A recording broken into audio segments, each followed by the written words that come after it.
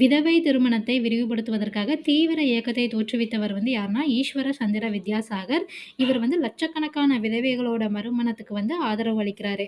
இதோட பயனா 1856ல விதவை மறுமண சட்டம் கொண்டு வரப்படுது. அடுத்ததா கேசவ் சந்திர சென் அப்படிங்கிறவரோட முயற்சியால 1872ல சிறப்பு திருமண சட்டம் நிறைவேற்றப்படுது. இந்த சட்டம் குழந்தை திருமணத்தையும், பலதார திருமணத்தையும் தண்டனைக்குரிய குற்றம் அப்படின்னு சொல்லுது. இந்த 1872ல நிறைவேற்றப்பட்ட சிறப்பு திருமண சட்டம்.